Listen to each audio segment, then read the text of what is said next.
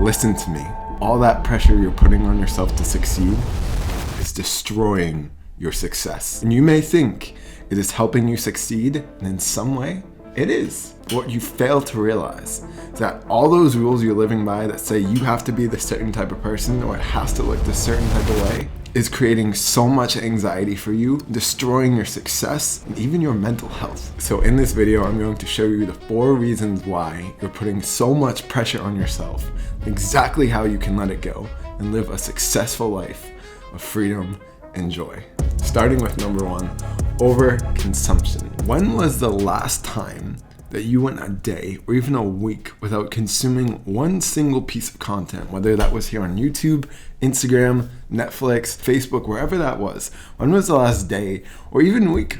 Probably not month. Most people never go that far, but I'll say at least a day or a week where you went without consuming a single piece of content. The problem here is your brain has been fried by all the content you've been consuming. You've forgotten what you actually want for yourself. So many different people are telling you, you should be doing this, you should want that. If you want to be a certain type of person or achieve a certain type of goal, you have to do it this way. The problem is, all of that content, all of that advice that you're consuming, you're forgetting to think for yourself.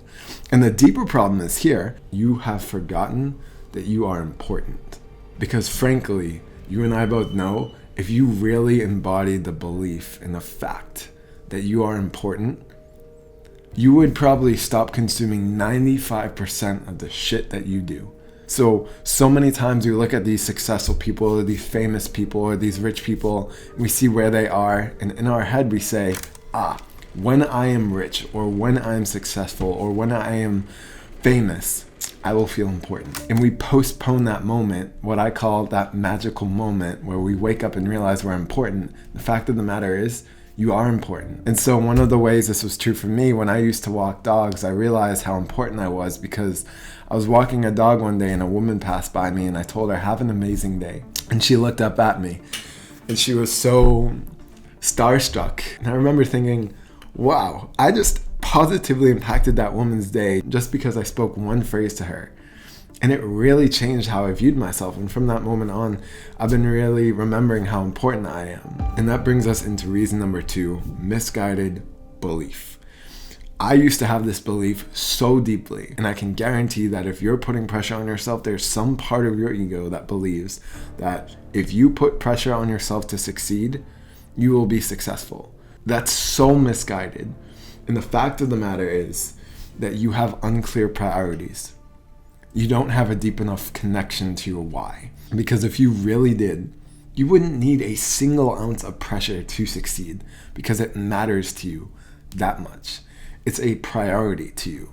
It is so important to you. You can almost not see yourself living without this, whatever the this is for you, because it's so important to you. But the fact of the matter is, you have to put pressure on yourself to succeed because you don't know exactly what you want. You have unclear priorities. And so for me, one of the ways this was really true, and I used to put so much pressure on myself to succeed, is when I lived in Columbus, Ohio, I remember thinking, I told you earlier, taking all that advice from people, I had to wake up at 5 a.m. just because that's what successful people did, right? And it's almost crazy looking back at that. But I was genuinely convinced that in order to be successful, you had to wake up at 5 a.m. I had all these gurus telling me that if you want to be successful, you gotta wake up early, take a cold shower, gotta eat healthy, blah, blah, blah. But what did I actually believe? What did I actually care about? What did I actually want? I didn't want to wake up at 5 a.m. in the morning. I like sleeping till 6 or 7. Now it's a little different. At the time, I didn't like waking up at 5 a.m., but I thought I had to. I didn't know what my priorities were. And aside from my priorities, I didn't even have a plan. And that brings us into reason number 3. You have no reasonable plan.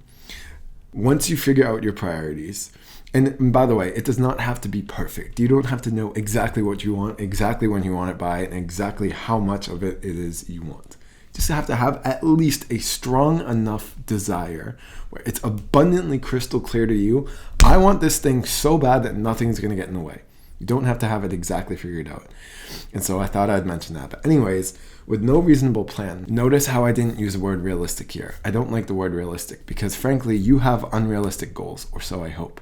And if you have unrealistic goals, which I hope you do, because I definitely do, in order to create those unrealistic goals, your plan needs to be unrealistic. So a reasonable plan means do your goals match your actions? And so the question I love to ask myself in order to see what my best plan of action is, it's actually a pretty spiritual way of going about it.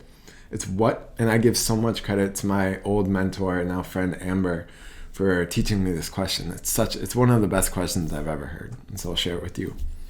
What feelings do I desire to feel?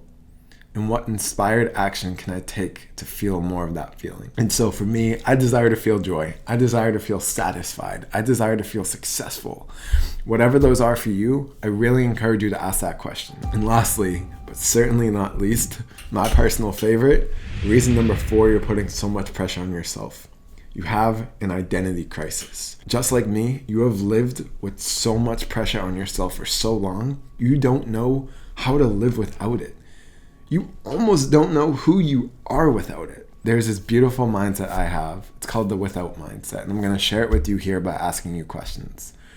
Who are you without fear? Who are you without pressure? Who are you without anxiety? Who are you without perfectionism? Who are you without self-doubt? Really take a moment to sit in those questions and to follow your curiosity and to ask yourself those questions. Who are you without all this pressure? For me, when I first integrated this mindset, and I really love to believe that I created this. I'm sure someone else created it, but when I first integrated this mindset into my own daily life, I really saw how easy it was to break out of pressure because I realized, oh, Michael, just remember who you are without it.